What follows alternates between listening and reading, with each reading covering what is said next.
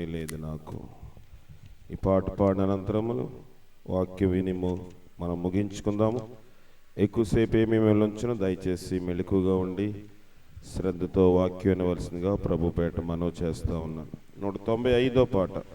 ప్రభువా నిన్ను నమ్మి నిన్నాశ్రయించినాను, నరులేమి చేయగలరు, భయమేమీ లేదు నాకు, నరులేమి చేయగలరు, భయమేమీ లేదు నాకు.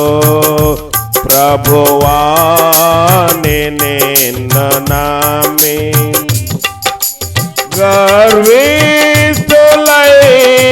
వారు నాతో పోరాడుచుండా, ప్రతి మాటకెల్లవారు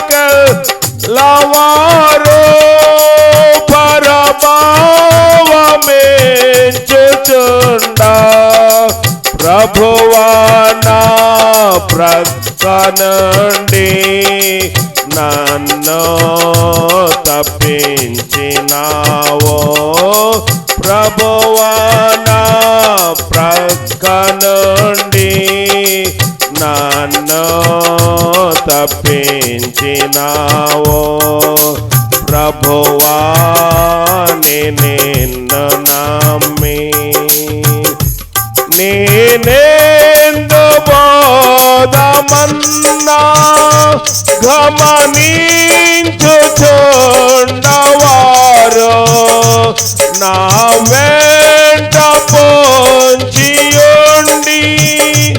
నన్ను కృంగనించ, ప్రభువా నా ప్రక్క నుండి నన్ను తప్పించి,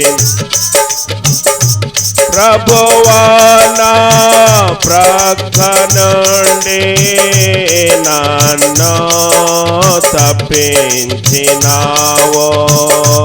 ప్రభువా నిన్ను నమ్మి పగబోని వారు నన్ను హతమార్పజేయుచున్నా, మరణము నుండి నన్ను కడువింత రీతిగాను, ప్రభువా నా ప్రక్క నుండి నన్ను తప్పించి,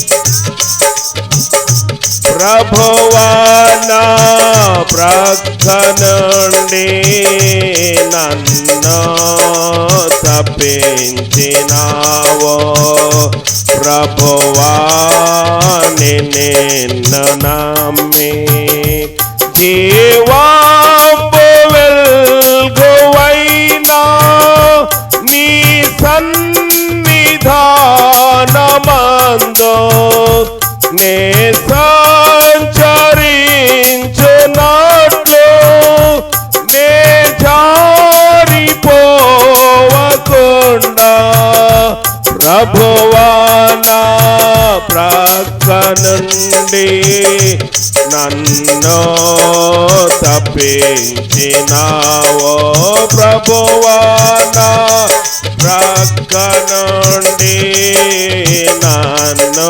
అందరూ నిలబడదాం, దయచేసి నిలబడదాం. ప్రభువా నిన్ను నమ్మించినాను,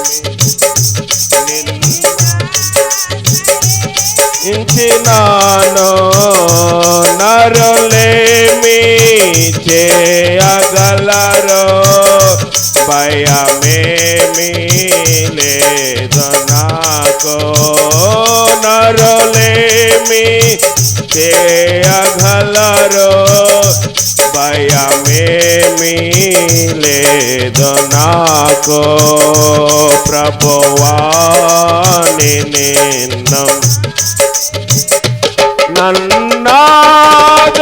నన్నాదుకొంటిని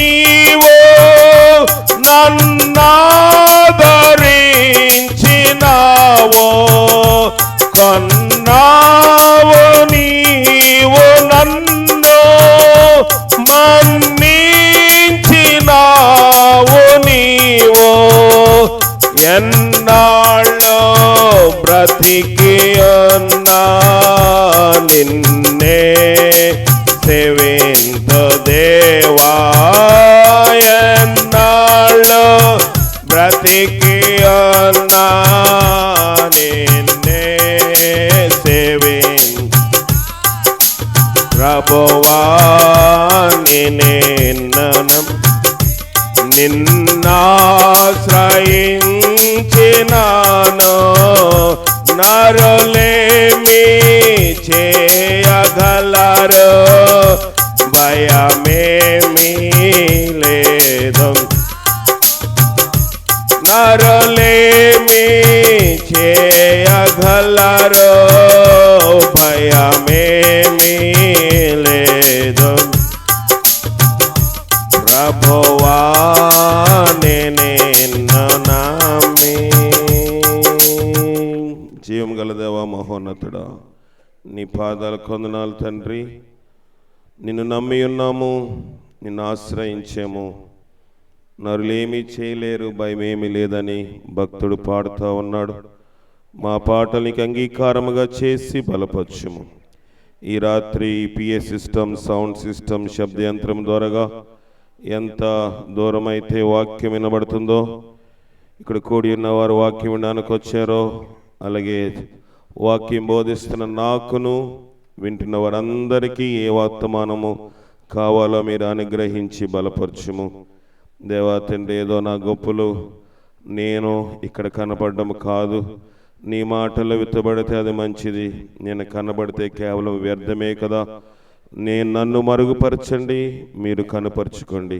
నేను పాపుల ప్రధానుడను పరిశుద్ధులు అల్పుడని వాక్యం బోధించే అర్హత యోగ్యత నాకు లేదు. దేవా తండ్రి, పరిశుద్ధ నిలవలసిన ఈ స్థలంలో దేవా దైవజనులు, నీ సేవకులు నీ కోసము దేవా తండ్రి ఎన్నో వాటిని విడిచిపెట్టిన వారు నిలబడిన యోగ్యమైన స్థలములో అయ్యగా నిలబడి నీ వాక్యం బోధించడానికి నేను ఉచ్చరించడానికి తగినటువంటి వాడిని నన్ను క్షమించి బలపరిచి వాతావరణం మాకు అనుకూలపరిచినావు, సౌండ్ సిస్టమ్ని లైటింగ్ మాకు అనుకూలపరిచినావు, కరెంట్ కూడా ఉంచినావు. నీ చిత్తానుసారంగా కూటమంత వరకు ఎలాంటి అంతరాయం లేకుండా మీరే దేవా విత్తబడిచిన వాక్యం ధారాళంగా అందబట్టకు వినిచిన వారికి చెప్తున్న నాకు కొన్ని సహాయం మాకు దయచేయమని నిద్రమతు నిర్లక్ష్యమైన స్వభావం తీసివేసి సావాసం యొక్క ప్రార్థన నీవు శిలువలో ప్రతి పాపి కోసం కాచిన కన్నీరు మాకు తోడుగా ఉంచమని మా ప్రభును రక్షకుడైన క్రీస్తు ద్వారా అడిగి వేడుకుని పొందుకొనుచున్నాం పరమ తండ్రి. Amen, amen. దయచేసి అందరూ కూర్చోనండి. ప్రభువైన యేసు క్రీస్తు యొక్క ప్రశస్తమైన నామములో మీ అందరికీ వందనాలు. మరి నేను ఎవరో మీకు తెలియదు, చాలామందికి లలిత మీ అందరికీ తెలుసు. వారి గ్రామంలో నేను సువార్త చేయడానికి, అక్కడ కొంతమంది ఆత్మలను కాయడానికి దేవుడు ఏర్పాటు చేసుకుని ఉన్నాడు. మాది స్వగ్రామము. మీ అందరూ కొంతమందికి తెలుసు, మనకి అసెంబ్లీలోని స్పీకర్ ఉంటారు, ఆయన పేరు అయ్యన్న పాత్రుడు. వారి గ్రామం అది నర్సీపట్నం. ఇక్కడికి వారం తర్వాత వారము తోటపల్లి గూడూరు దగ్గర ఉన్న మాచర్ల వారి పాలము సువార్తను అందించడానికి, సంఘం నడిపించడానికి వస్తూ ఉంటాను. కొన్ని నెలల క్రితం మరి ఇక్కడికి వచ్చినప్పుడు మన సహోదరి కామాక్షమ్మ, కొంతమందికి తెలుసుండొచ్చు, వారి సహోదరి ఇక్కడ అనారోగ్యం ఉన్నప్పుడు ప్రార్థన చేయడానికి వచ్చినప్పుడు ఈ అనేకమైన గృహాలు సందర్శించి ప్రార్థన చేయడానికి దేవుడు నాకు సహాయం చేశాడు. అప్పుడు నేను అనుకున్నాను, ఇక్కడ సేవ కొంత సువార్త అందబడితే బాగుంటుంది అని తలంచినప్పుడు దేవుడు అనుకోని రీతిగా లలిత మానబడిన లేయమ్మకి ప్రేరేపణ ఇచ్చి గత వాసంలో జరగవలసిన ఈ కూటము ఈ దినము జరగబడింది. ఇది సువార్త కూటము. మరి వారి యొక్క తల్లి చనిపోయి 2 మాసములు అయిపోయింది కదా, 2 నెలలు అయిపోయింది. మరి ఆ టైంలో నేను కూడా లేను. మరి ఈ సమయంలో వాటన్నిటినీ నెమరు వేసుకుంటూ ముందుకు వెళ్దాము. మానవుడు చనిపోయిన తర్వాత ఏమవుతారో దేవుని యొక్క సన్నిధిలో మనందరికీ తెలుసు. మనందరం యేసయ్యనే, యేసుప్రభువుని నమ్ముకున్నాం. నా మాటలు మీకు అర్థమవుతున్నాయి కదా.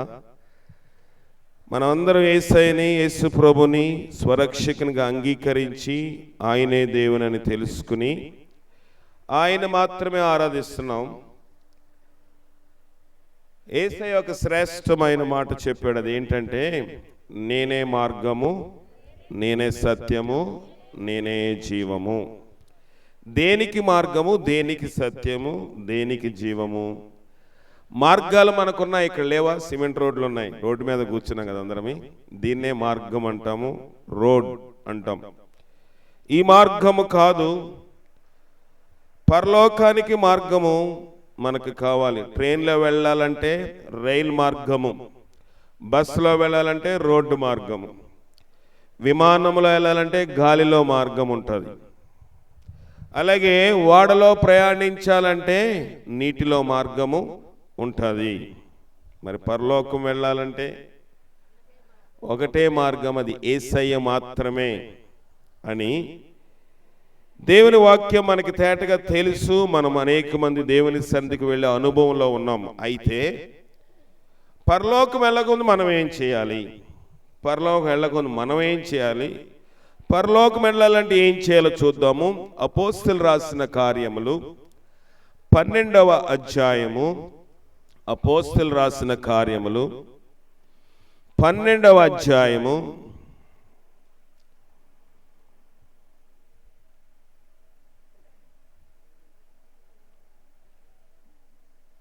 5వ వచనం.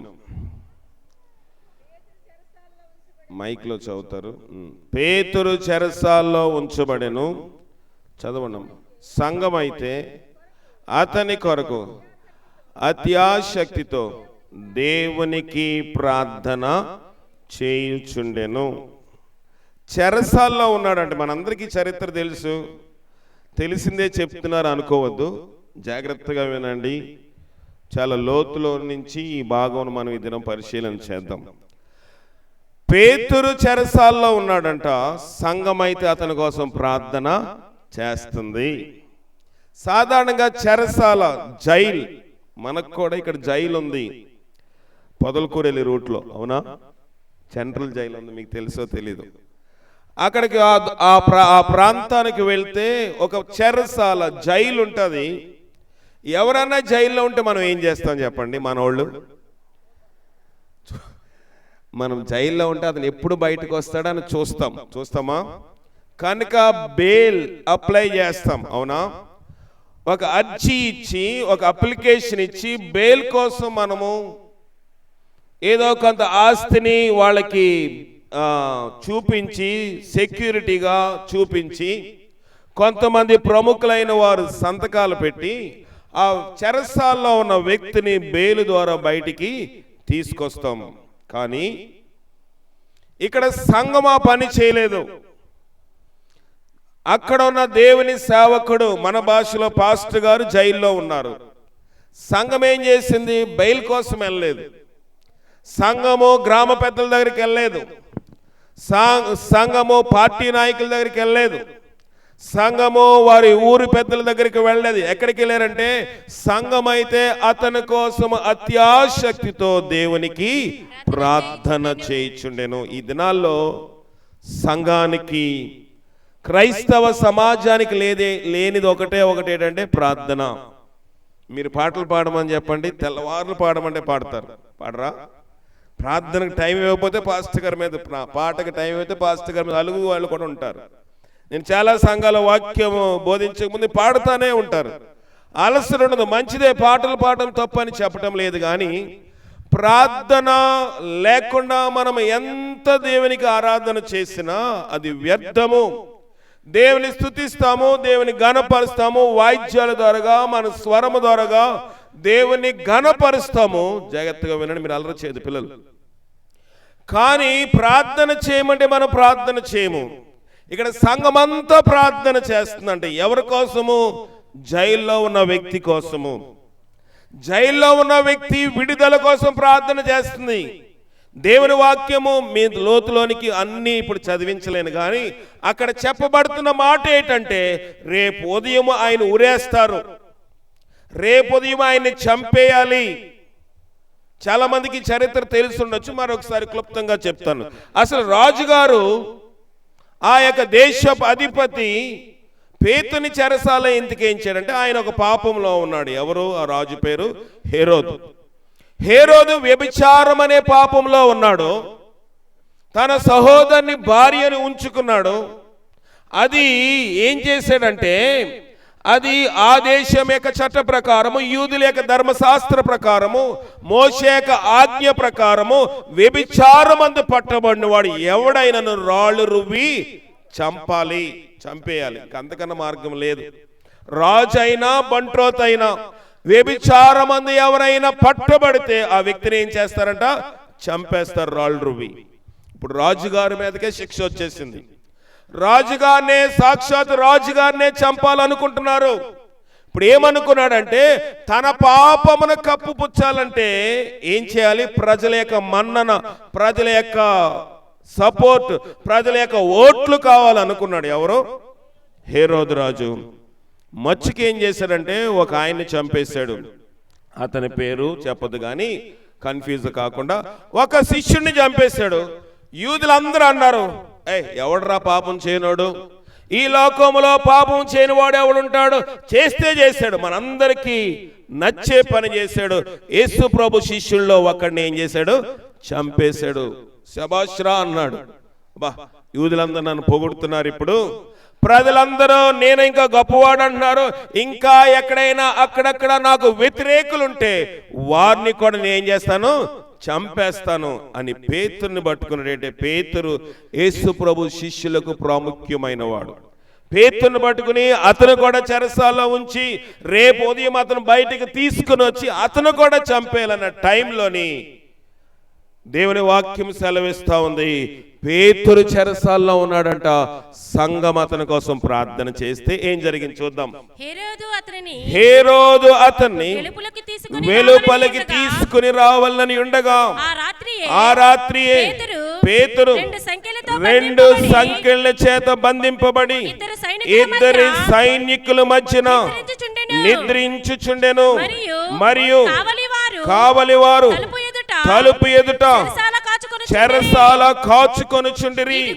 ఇదిగో ప్రభుదూత అతని దగ్గరికి నిలిచెను. అతని గదిలో వెలుగు ప్రకాశించెను. జాగ్రత్తగా విందాం. పేతురు చెరసాల్లో ఉన్నాడు. మీకు ఎంతమందికి చెరసాల అనుభవం ఉందో లేదో నేను చూశాను కాబట్టి చెప్తున్నాను. నేను జైలుకి రాలేదండి, స్వార్థ చేయడానికి వెళ్ళినప్పుడు చూశాను. ఈడేమన్నా తీసుకొచ్చింది లలితమ్మ జైల్లోకి వెళ్ళిన అనుకోవచ్చు మీరు. దేవుని వాక్యం బోధించవలసి వచ్చినప్పుడు చెరసాల అనుభవం ఎలాగుంటుందంటే, చెరసాలలోని 5:30 దాటితే అందరు లోపలికేసి తలుపు పెట్టేస్తారు, గెడ పెట్టేస్తారు. మనగెళ్ళలాంటివి ఉండే పెద్ద పెద్ద ఇనుప తలుపులు ఉంటాయి. లైట్లు ఆపేస్తారు. 5:30 లోపలే వాళ్ళకి భోజనం. మనం 5:30 ఇంకా వంట చేస్తాం, అప్పుడు తినేస్తారు వాళ్ళు. 5:30 లోపలే వాళ్ళకి 1-2 వచ్చినా చూసుకోవాలి. కానీ మధ్యరాత్రిలో ఏమైనా అయిందనుకోండి, వాళ్ళకి మోషన్ అవుతుందో లేకపోతే టాయిలెట్ వచ్చిందానికి ఏం చేస్తారు?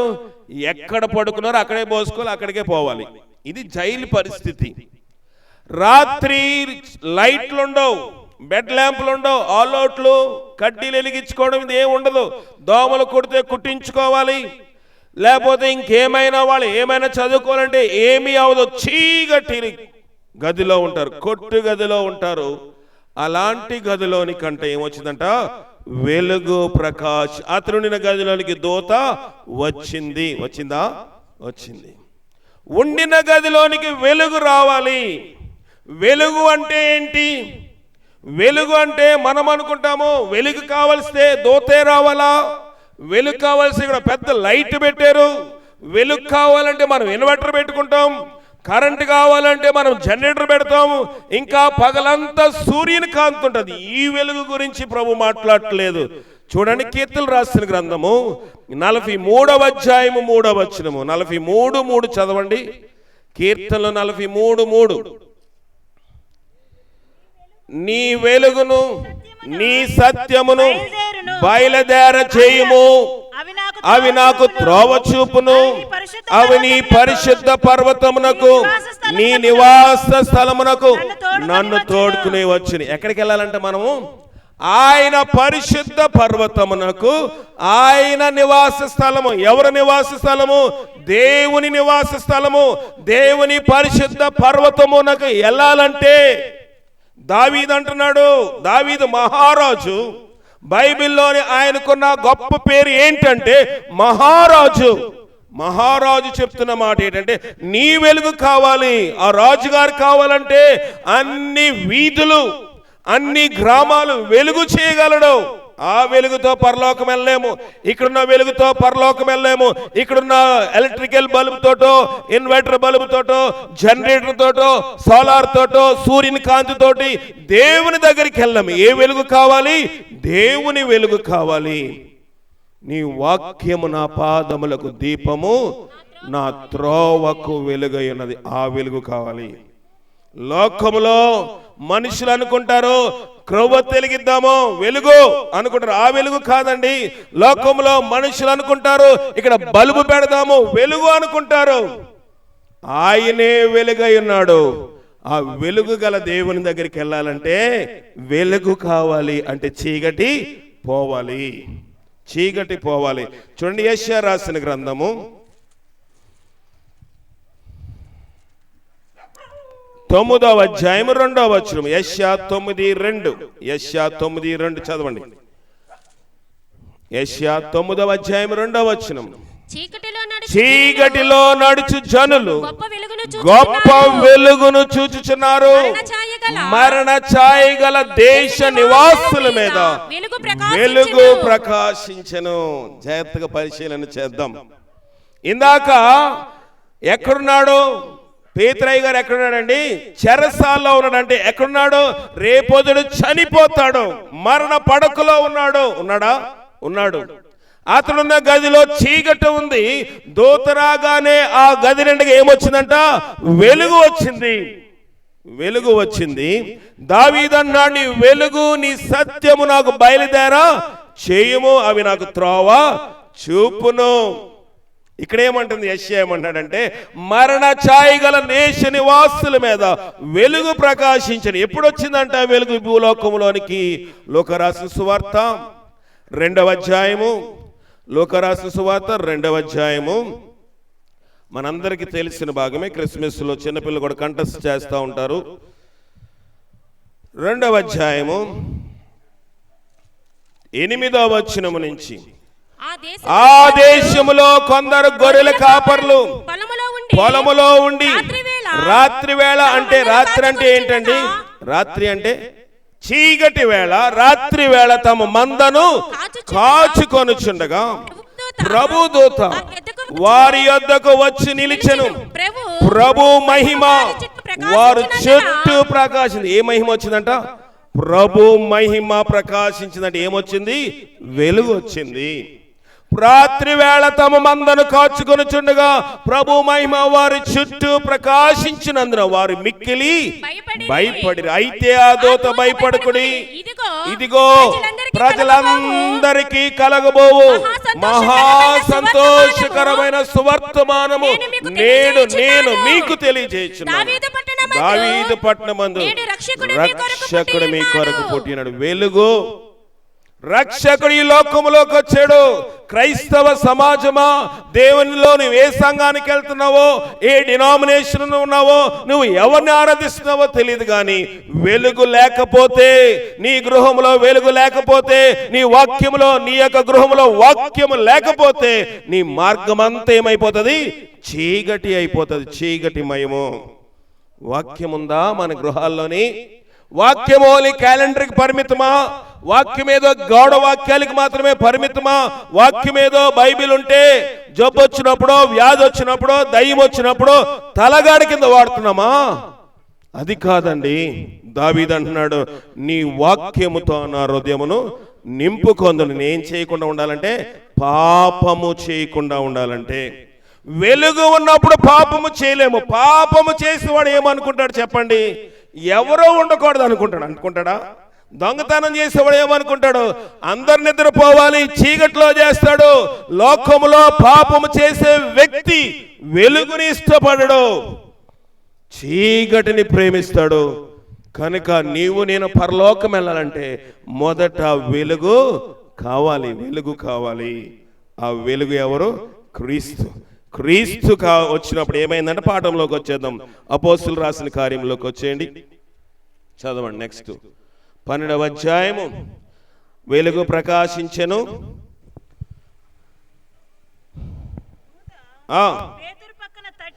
ఏడవ వచనము. ఇదిగో ప్రభుదూత అతని దగ్గర నిలిచెను. అతడున్న గదిలో వెలుగు ప్రకాశించెను.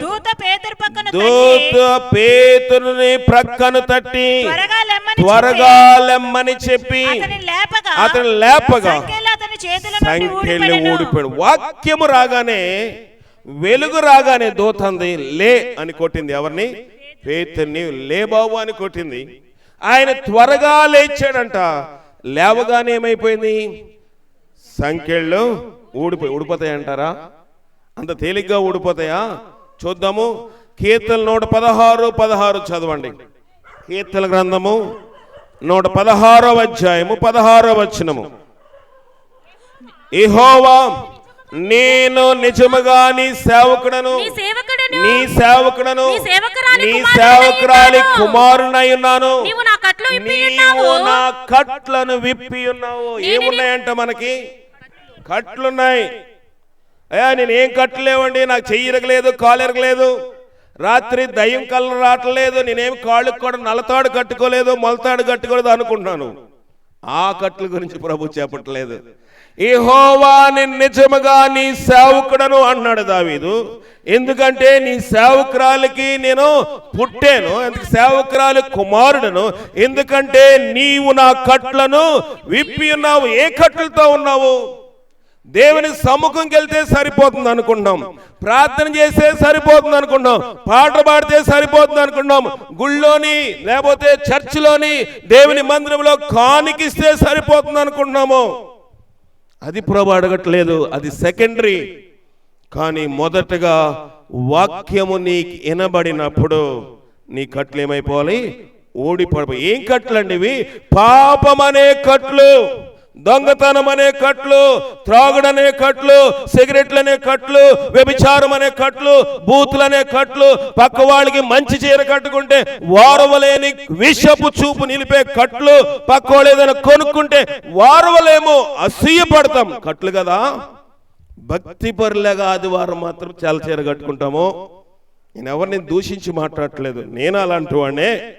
నేను తెల్ల వస్త్రములు వేసుకుంటాను, కానీ నా కట్లు విప్పబడకుండా నేను తెల్ల వస్త్రములు వేసుకుని బారులో పడి సాష్టాంగ నమస్కారం చేసి దేవునికి ప్రార్థన చేస్తే ప్రయోజనం లేదు, పరలోకం వెళ్ళను.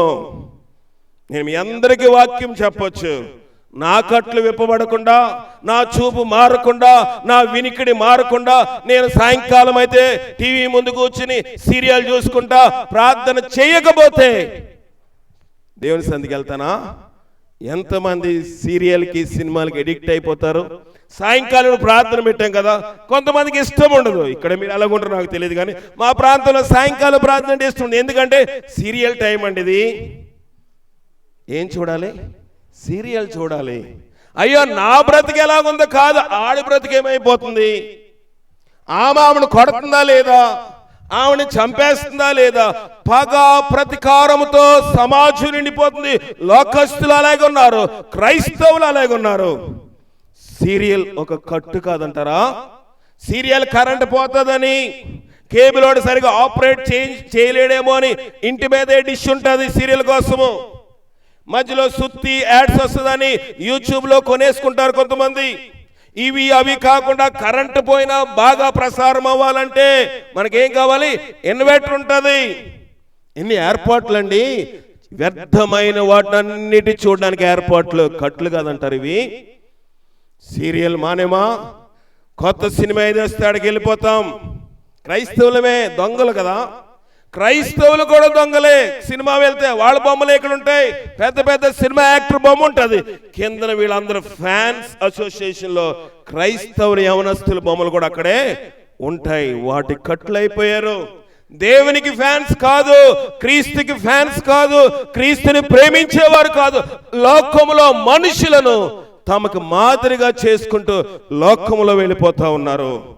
వాక్యం వచ్చింది నీ దేశానికి, గొల్లలున్న ప్రాంతంలోనికి, మరణ ఛాయ గల దేశ నివాసుల మధ్య ఉన్నారు. వాళ్ళకి వెలుగంటే ఏంటో తెలియదు, వారు దిగంబరులుగా ఉన్నారు. జెర్లు, పాములు, తేళ్లు, విషపురుగులు అక్కడ ఉన్నాయి. ఆ ప్రాంతంలోనికి వెలుగొచ్చినప్పుడు దేవుని దూత చెప్పిన మాట, గొల్లలారా భయపడకుడి. నీకు దేవుడు అదే వాత చెప్తున్నాడు, కట్లు విప్పుకుంటావా? లోకంలో ఏ కట్లు చేత ఉన్నావో తెలీదు, లోకంలో ఏ పాపము చేత ఉన్నావో తెలీదు. తోడుకోళ్ళ కొంచెం మంచి ఎక్కువ కట్నం తెచ్చుకుంటే వారవలేని తోడుకోళ్ళు ఉంటారు. కట్లు కాదంటారా? అసూయ అనే కట్లు, శరీరేచ్ఛలు, శరీర కార్యములు స్పష్టము అగుచున్నవి. అవి ఏమనగా, శరీర కార్యంలో మొదటిది ఏంటండి? అబ్బా, బైబిల్ పండితులు ఎవరు చెప్పలేకపోతున్నారు. శరీర కార్యములు ఏమనగా, చేసి చదవండి. గలతీల రాసిన పత్రిక 5వ అధ్యాయము 19వ వచనం. శరీర కార్యములు స్పష్టము అయి ఉన్నవి, చదవండి. అవేవనగా జారత్వము, అపవిత్రత, కామకత్వము, విగ్రహారాధన, అభిచారము, ద్వేషములు, కలహములు, మత్సరములు, క్రోధములు, కక్షలు, భేదములు, విమతములు, అసూయలు, మత్తతులు, అల్లరితో కూడిన ఆటపాటలు మొదలైన 15 ఉన్నాయి లిస్ట్ లో. ఎన్నున్నాయి? 15 పరిశీలన చేసుకోండి ఇంటికి వెళ్ళిన తర్వాత. ఎన్నున్నాయి? 15. ఆఖరిది ఏమన్నాడు? అల్లరితో కూడిన ఆటపాటలు. ఏం అల్లరి చేస్తాం? మేము అల్లరి చేయమండి, చిన్నపిల్లలు అల్లరి చేస్తాం, మనం కూడా అల్లరే. పసుపు వేస్తారు పెళ్ళికొడుకు చేసేటప్పుడు. చేస్తారు ఇక్కడ? చేస్తారా? చెప్పండి. పెళ్ళికొడుకు చేసిన పసుపు వేస్తారా? కూర్చోబెట్టి నలుగు పెడతారు కదా, అప్పుడు ఏం చేస్తారు? ఆయన వదిలేస్తారు, పెళ్ళికొత్తుని పెళ్ళికొడుకు వదిలేస్తారు, వీళ్ళు రుద్దుకుంటారు.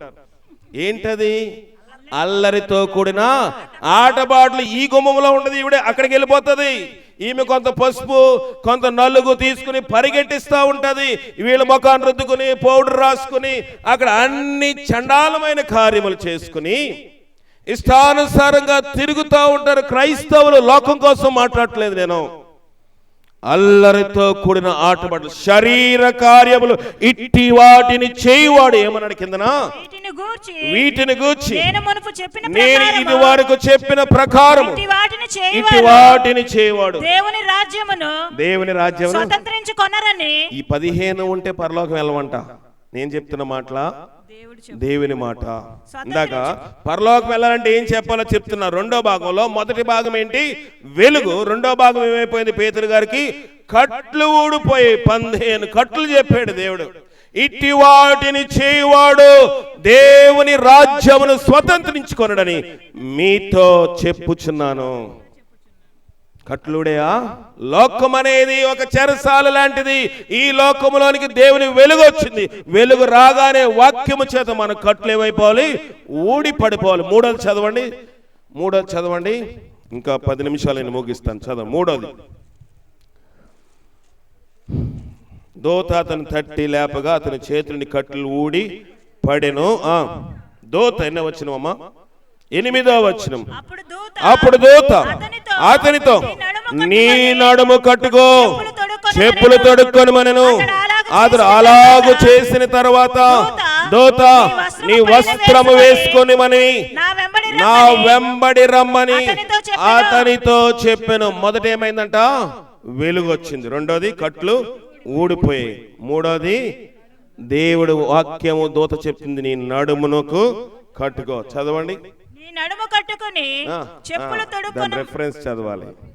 ఎఫెసీయులకు రాసిన పత్రిక 6వ అధ్యాయం. ఎఫెసీయులకు రాసిన పత్రిక 6వ అధ్యాయము 10వ వచనమా? 14 14 నుంచి చదవండి. ఏలయనగా నీ నడుముకి ఏం కట్టుకోవాలంట? కట్టుకొని మనం ఏం కడతాం నడడానికి? బెల్ట్ వేసుకుంటారు మగవాళ్ళు, అవునా? బెల్ట్ వేసుకుంటారు. కొంత ప్రాంతాల్లోని మొలతాడు కట్టుకుంటారు, జారిపోకుండా. వేసుకున్నది కింద వస్త్రము జారిపోకుండా ఉండాలంటే మొల చుట్టూ మొలతాడు కడతారు.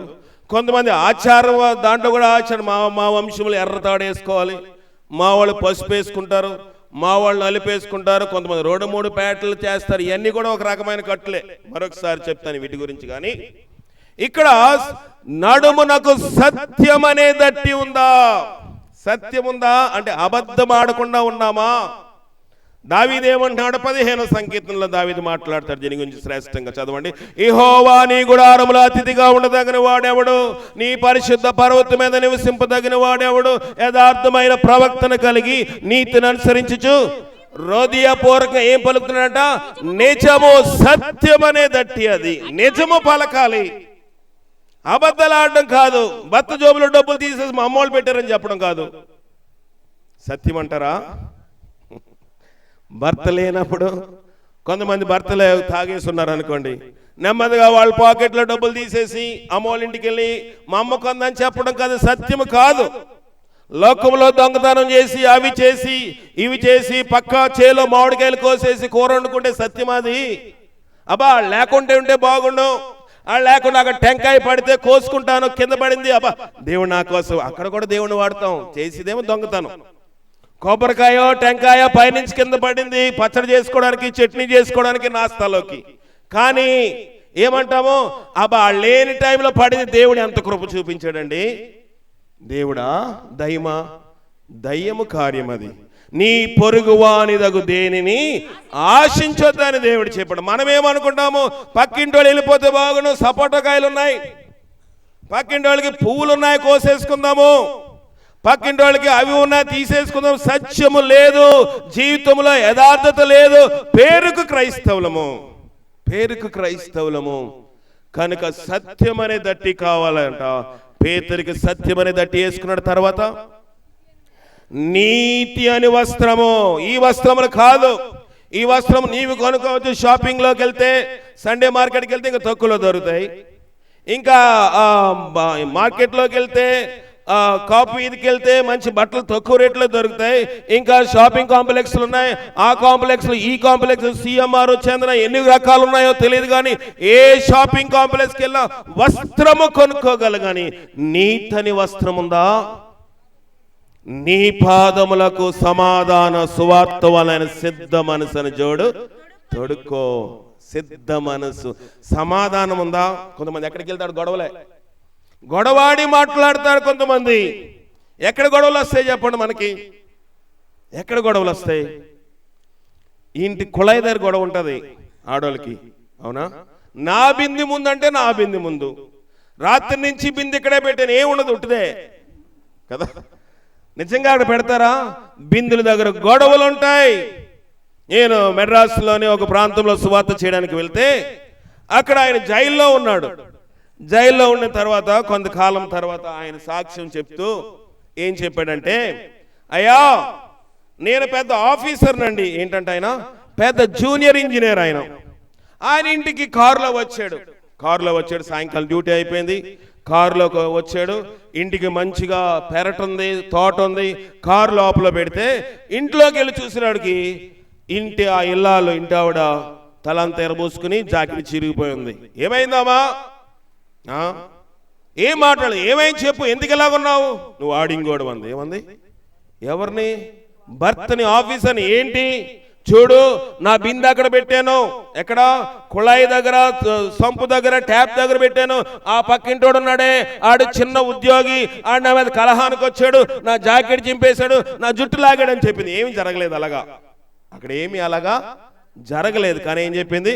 ఆయన భర్తను రెచ్చగొట్టేటట్టు చేస్తే భర్త కోపం వచ్చింది.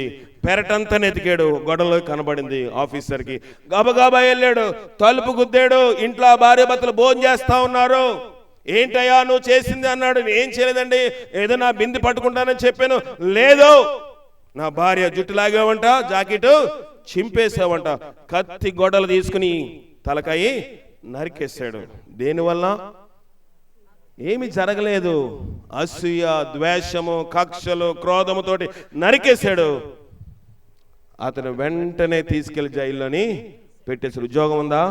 పోయింది. భార్య అడుక్కుని తినవలసిన పరిస్థితి.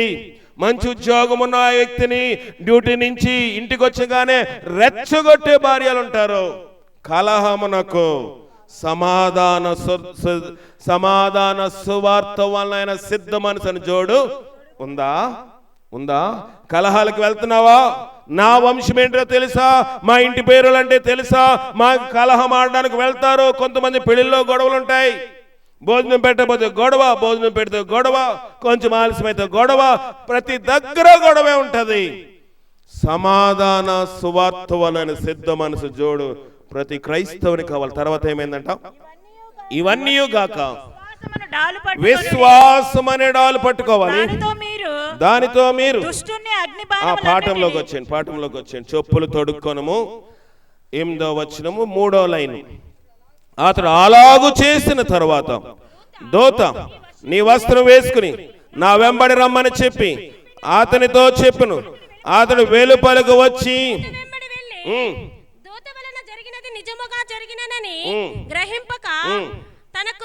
తనకు దర్శనము కలిగినని తలంచెను. మొదటి కావాలి, రెండవ కావాలి. మొదటిది ఏం చూసుకున్నాం మనము? వెలుగు అన్నామా? వెలుగేంటో చెప్పానా లేదా? రెండోది కట్లు. దావీదు కట్లు ఊడిపోయాయి. ఇక మనకి శరీర కార్యముల గురించి మీకు తెలియజేశాను. మూడోది ఏంటంట? నడుము కట్టుకో సత్యము, నీ వస్త్రం వేసుకో నీతి, పాదములకు సమాధాన సువార్త వలన సిద్ధ మనసును జోడు. ఇవన్నీ వేసుకున్న తర్వాత బయట ఒక కావలి ఉందంట. కావలి, ఒక గేట్ ఉంది. ఆ గేట్ దాటాలి. ఆ గేట్ దానంతరం అదే వచ్చేసింది. దానంతరం అది రాలేదు. మొదటి కావాలి దాటేశాడు, రెండో కావాలి దాటేశాడు. మొదటి కావాలి అనగా క్రీస్తు శ్రమలకు మనం అంటు కట్టబడాలి. ప్రాస్పరిటీ గాస్పల్ పక్కన పెట్టాలి. సాధారణంగా మన సంఘాల్లోని నేను దాన్ని విమర్శించిన కానీ మనము దేవునికి ప్రభుకి ఆకర్షితులు ఎందుకు అవుతామంటే, రండి మీ జబ్బు పోతుంది, రండి మీ వ్యాధి పోతుంది, రండి మీ నీరసం పోతుంది, మీ అప్పులు పోతాయి, మీ త్రాగుడు పోతుంది, మీ భర్త మారుతాడు, మంచి వివాహం అవుతుంది, మంచి కట్నం వస్తుంది, ఇవన్నీ చెప్తాం కనుక దేవుని మందిరానికి వెళ్తాం. అవునా కదా చెప్పండి? దేవుని మేలు కోసమే దేవుని మందిరానికి వెళ్తాం. కానీ బైబిల్ అలా చెప్పలేదు. దేవుడు అంటున్నాడు నీ కట్లు ఇప్పేసుకోమన్నాడు. ప్రభు అంటున్నాడు నీవు సమాధానంగా ఉండమన్నాడు. ప్రభు అంటున్నాడు నీతని వస్త్రం వేసుకోమన్నాడు, సత్యం అనే బెల్ట్ వేసుకోమంటున్నాడు. ఇది అంత అయిన తర్వాత మనం ఏం చేస్తామంట? క్రీస్తు శ్రమలకు అంటుకట్టబడిపోతాము. కడతామా? క్రీస్తుతో మనం అంటుకట్టబడాలి. క్రీస్తు అన్నాడు నేను పరిపూర్ణ కనుక మీరును పరిపూర్ణులై ఉన్నాడు. నా వలే మీరు నడుచుకోవాలి, క్రీస్తుని పోలి నడుచుకోవాలి. క్రీస్తు శ్రమలకు అంటుకట్టబడాలి. కొన్ని శ్రమలు వస్తాయి క్రైస్తవులకి, కొన్ని ఇబ్బందులు వస్తాయి. మీకు తెలుసు, అనేక ప్రాంతాల్లో చెప్తాను, మా సంఘస్థులకు తెలుసు, మీకు కూడా చెప్తా ఉన్నాను. సపోటా కాయలు మనం తింటాం. అవి సపోటా కాయలాగా తినలేము. ఈ ప్రాంతంలో అలాంటివి ఉంటాయో తెలియదు కానీ మా ప్రాంతంలో పాల సపోటా అని అమ్ముతారు. అంటే పాలు పోయిరు, పాల మొక్క ఉంటుంది, దానికి సపోటా మొక్కని 2 కట్ చేసి 2 కలిపి అంటు కడతారు, బ్రీడింగ్ చేస్తారు. అది ఎదిగినప్పుడు ఆ సపోటాలో ఉన్న జిగురు అంటుకుంటది కదా, అంగడికి అంటుకుంటది కదా, అది లేకుండా చాలా మట్టుకు ఏమైపోతుంది, అది చచ్చిపోతుంది జిగురు. ఆ మొక్కలోకి వచ్చిన కాయని ఎవరైనా తినగలరు. క్రీస్తు యొక్క శ్రమలకు అంటు కట్టబడిన తర్వాత రెండో కావాలి అనగా ఫలముల, ఆత్మ ఫలముల గురించి మనం వింటాం. సమయం లేదు. ఆత్మ ఫలముల గురించి మనం విన్నాము, శరీర కార్యముల గురించి కట్లని చెప్పాము. రెండో కావాలి అనగా ఆత్మ ఫలములు. ఆత్మ ఫలములు మనకు కావాలి. దీర్ఘశాంతము, దయాళత్వము, ప్రేమ, సంతోషము, సమాధానము, దీర్ఘశాంతము, దయాళత్వము, మంచితనము, విశ్వాసము, సాత్వికము, ఆశా నిగ్రహము, ఇట్టి వాటికి విరోధమైన నియమమేది ఆత్మ ఫలం ఉందా? ఆత్మ ఫలం ఉండదు. ఆత్మ వరాలు కావాలి మనకి. టచ్, అంతే కదా మనకు కావాల్సింది. టచ్ అనగా నేను చేస్తే ప్రార్థన చేస్తే జబ్బు పోవాలంతే. కార్యం మనలో ఏం అవసరం లేదు. మన భక్తి అవసరం లేదు, మన సినిమాలు మావులే, మన అబద్ధాలు మావులే, మన బూతులు మావులే, మన సిగరెట్లు మావులే, మన ఆచారాలు కూడా మావులే. ఎదురెళ్తాము, పిల్లలు ఎదురొస్తే వెళ్ళము, పుల్లలు ఎదురొస్తే వెళ్ళము, శవం ఎదురొస్తే వెళ్ళము, విధవాలు ఎదురొస్తే అసలే వెళ్ళం. క్రైస్తవులు అండి మనం. నిజమైన నిక్కర్చైన క్రైస్తవులు విధవాలు ఎదురొస్తే వెళ్ళరు. మంగళవారం పెళ్లి పెట్టుకోరు.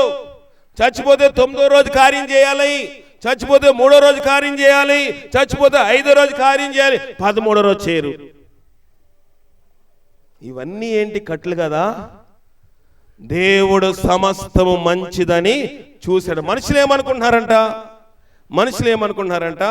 చూడండి, ప్రసంగి రాసిన గ్రంథంలో చావు గురించి ఏం చెప్పాడు? ప్రసంగి 7:12 చదవండి. 12వ అధ్యాయం 2వ వచనం, 1వ వచనం. చావు గురించి ఏం చెప్పాడు? 7వ అధ్యాయం 1వ వచనం. సుగంధ తైలము కంటే మంచి పేరు మేలంట.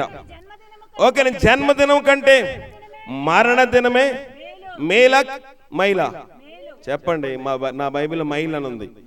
ఒకని జన్మదినము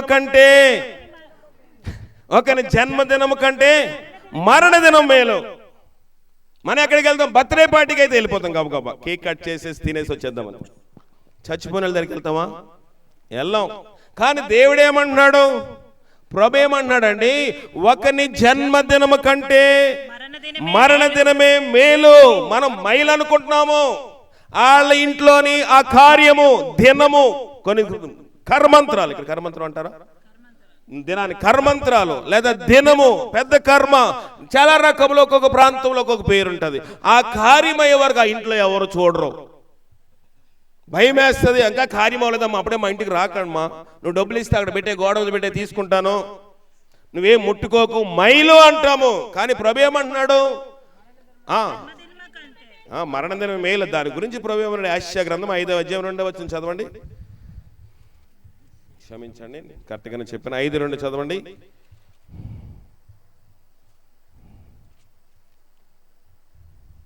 త్వరగా. ఆయన దానిని 5:2 ఆయన దానిని బాగుగా త్రవ్వి రాళ్లను ఏరి శ్రేష్టమైన ద్రాక్ష గెలను నాటించెను. దాని మధ్యను బురుజు ఒకటి వేయించి ద్రాక్ష తొట్టిని తొలిపించెను. ద్రాక్ష పళ్ళు ఫలింపవలెనని ఎదురు చూచుచుండెను గాని అది కారు ద్రాక్షలు కాచెను. కావున యెరూషలేము నివాసులారా, యూదా వారులారా, నా ద్రాక్ష తోట విషయం 5:20 క్షమించండి, 5:20 5వ అధ్యాయం 20వ వచనం. కీడు ఏమంటున్నామంట? మేలు. ఇంకా మేలేమంటున్నామంట? కీడు అంటున్నామంట. ఇలాగ చెప్పుకుని చీకటి వెలుగనియు వెలుగు చీకటనియు ఎంచుకుని వారికి శ్రమ. మనం శ్రమ ఎందుకు పడతామండి? నేను మంచోడిని అంటానా? నేను ఏ పాపం చేయలేదండి, నేను వ్యభిచారం చేయలేదండి, దొంగతనం చేయలేదండి, నరహత్య చేయలేదంటాము. కానీ ఏమంటున్నామంట? మేలు ఏమంటున్నామంట? కీడు. మరణ దినమేమో కీడు అంటున్నాం మనము. దేవుని వాక్యం ఏమంటుంది? మేలు అంటుంది. కనుక ఎవడైనా కార్డు ఇచ్చాడు అనుకోండి, చచ్చిపోయిన కార్డు తిరగేసి చూస్తారు, చూడలేరు డైరెక్ట్గా, భయము. మేలుని ఏమంటున్నాము? బర్త్డే కార్డు ఇస్తే, అబ్బా ఏం ఎప్పుడమ్మా పుట్టినరోజు, ఫోటోలు బాగున్నాయమ్మా, బర్త్డే ఏంటి, మంచి భోజనం పెట్టండి అని చాలా హుషారుగా మాట్లాడతాం. కానీ కొన్నిసార్లు ఈ దినము, ఈ కర్మంత్రాలు కార్డు ఎక్కడ పడితే రోడ్ల మీద ఉంటాయి. ఎందుకంటే ఇంట్లో ఎవరు దాన్ని పెట్టుకోరు, చూడరు. మీరు ఎందుకు కొట్టిస్తారు? గొప్ప కోసం, అంతే. మేలుని ఏమేం చేస్తున్నామంట? మనము కీడు అనుకుంటున్నాము, కీడుని ఏమంటున్నాము? మేలు అనుకుంటున్నాము. ఇలాగ అనుకుంటే శ్రమ అన్నాడు దేవుడు. మనం ఎందుకో శ్రమ పడుతున్నాం అనుకోవచ్చు. దేవుని నమ్ముకున్న నా కష్టాలు ఎందుకు పోలేదని నువ్వు అనుకుంటున్నావు. దేవుని నమ్ముకున్న నాకు దీవెన ఎందుకు రాలేదు అనుకుంటున్నావు. దేవుని నమ్ముకున్న నాకు ఎందుకు వ్యాధి అనుకుంటున్నావు. మేలుని కీడుగా ఎంచుతున్నావు, కీడుని ఎలాగ ఎంచుతున్నాము? మేలుగా ఎంచుతున్నాము.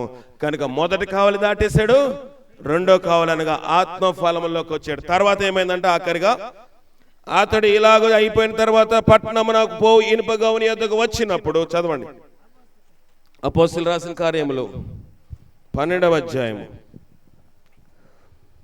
10వ వచనం, మొదటి కావలి రెండో కావలి దాటి పట్నమునకు పోవు ఇనుప గోవని ఎద్దకు వచ్చినప్పుడు దాని అంతటదే వాని కొరకు తెరుచుకొనెను. సరిపోతుంది. పట్నమునకు పోవు ఇనుప గోవని దగ్గరకు వచ్చాడా పేతురు? వచ్చాడు. ఏ పట్నము? మరణము తర్వాత మనకు ఒక పట్టణం ఉంది, పరలోక పట్టణము. ఎన్ని గుమ్మాలంట? 12 గుమ్మాలతో ఉంది. ఆ పట్టణమునకు పోవు ఇనుప గోవని అనగా మరణము. దాని అంతటా అదేమైపోతుందంట? తెరుచుకుంది. నీకు తెరుచుకుంటది, నాకు, అందరికి తెరుచుకుంటది, ప్రధానమంత్రికి తెరుచుకుంటది, ఊర్లో ఉండే ప్యూనుకు కూడా తెరుచుకుంటది, బంట్రోతుకు కూడా తెరుచుకుంటది. దాని అంతటా అదే తెరుచుకుంటది మరణము. కానీ మరణము తెరుచుకోకముందు నీ ఇంట్లోనికి ఏం రావాలి? వెలుగు రావాలి. తర్వాత కట్లు ఊడిపోవాలి. తర్వాత ఏం జరగాలి? నీ నడుము కట్టుకోవాలి, నీ యొక్క వస్త్రం వేసుకోవాలి, తర్వాత చెప్పులు తొడుక్కోవాలి. తర్వాత ఏం జరగాలంట? మొదటి కావాలి అనగా క్రీస్తు యొక్క శ్రమలకు అంటుకట్టబడాలి. తర్వాత 7వది ఏంటది? రెండవ కావలి దాటాలి. 8వది పట్నమునకు పోవు ఇనుప గోవని వద్దకు వస్తాం అందరమే. దాని రాకముందు ఎంత ప్రక్రియ ఉంది బైబిల్లో, ఇంత మర్మం ఉంది బైబిల్లోని. ఏదో నేను దేవుని నమ్ముకున్నాను, పాస్టర్ గారు ముంచి తీసేశాడు, నేను బాప్తీసం పొందాను కాక పరలోకం వెళ్ళిపోతాను, భ్రమలో ఎవరు ఉండవద్దు. పరలోకము దేవుని నమ్ముకున్నామని అందరి ముందు సాక్ష్యము చెప్తున్నాం, మంచిదే. సాక్ష్యము చెప్పి దేవునికి సాక్షిగా జీవించకపోతే ప్రయోజనం ఉందంటారా? దేవుని బాప్తీసంతో పరలోకం వెళ్ళిపోతే మందిరం అన్ని మూసేయచ్చు. నేను బాప్తీసం ఇచ్చేసాను అందరికీ, కనుక మీరు ఇళ్ళకి వెళ్ళిపోండి, మీరు ఎలా కాలితే పందిలేక దొరలేయండి, పరలోకం వెళ్ళిపోతారా? పాపములు అక్కడికి ప్రవేశం లేదు. కనుక సాత్వికం కలిగి ఉండమన్నాడు దేవుడు, ఆత్మఫలములు కలిగి ఉన్నామన్నాడు, శరీర కార్యములు వదిలిపెట్టమన్నాడు, పాపాన్ని వదిలేయమన్నాడు. ఇవన్నీ అయిపోయిన తర్వాత పట్నమునకు పోవు ఇనుప గోవని దాని అంతటదే తెరుచుకుంటది. తెరుచుకోకముందే నేను రక్షించబడాలి, తెరుచుకోకముందే మన బ్రతుకు మారాలి, తెరుచుకోకముందే మన కట్లు ఓడాలి, తెరుచుకోకముందే దేవుని వాక్యము నీ యొద్దకు వచ్చింది. ఈ వాక్యము నా తోవకు వెలుగై ఉన్నది. ఈ వెలుగు దగ్గరకు వచ్చావు, కానీ కట్లు విప్పబడకుండా ఉండిపోతే ఎంతకాలం నేను దేవుని సంధికి వ్యర్థమే. అలా వెళ్లకుండా దేవుని సంధిలో మనం పశ్చాత్తాపడి ఈ కూటమి ద్వారాగా లేయమ్మ అనబడిన లలితమ్మ వారి గృహంలో దేవుడిచ్చిన ఆదరణను వారికే కాకుండా మనకు కూడా అనుగ్రహించి బలపరిచి కాపాడినగా ప్రార్థన చేసుకుందాం. ప్రభువా నీ శక్తి మాకు దయచేయి. ఆఖరి ప్రార్థన జాన్ గారు చేస్తారు. ప్రార్థన చేసి ఆశీర్వదించు.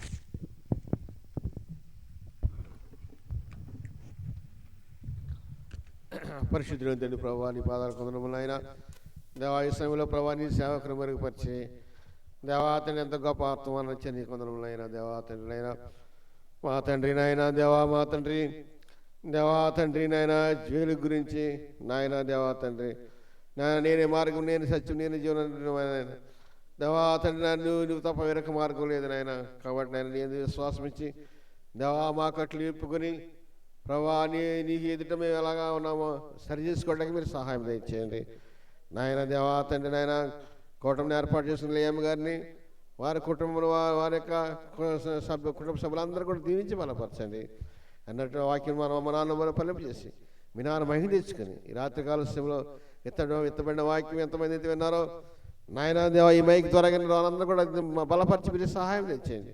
మేము ఎవరో నరకానికి వెళ్ళకుండా పర్లోక రాజ్యాన్ని సంస్కరించి పెట్టి నాకు మాకు దయచేసి ఈ రాత్రికాల సమయంలో నీ ప్రశంస మాత్రం వచ్చి మీరే మహిమ గత పొందమని చిన్న ప్రార్థన అంగీకరించమని యేసు నామములో అడుగుచున్నాము తండ్రి, ఆమేన్.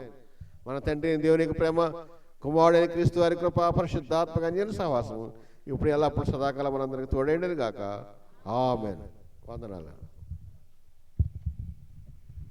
అందరికీ వందనాలు. కూటం ముగించబడింది. టైము 10-20 నిమిషాలు అయింది. 10:15 ముగిస్తానని చెప్పిన ఒక 5 నిమిషాలు కొంచెం ఎక్కువగా సమయం తీసుకుని దయతో క్షమించండి. దేవుని వాక్యం విన్నాం. గృహాలకు వెళ్ళి ప్రార్థన చేసుకోండి. మీరు ఎవరైనా ప్రత్యేకమైన ప్రార్థన చేయించుకోవాలంటే దగ్గరండి, ప్రార్థన చేస్తాను. మరి పలహారం ఏమైనా ఉందా?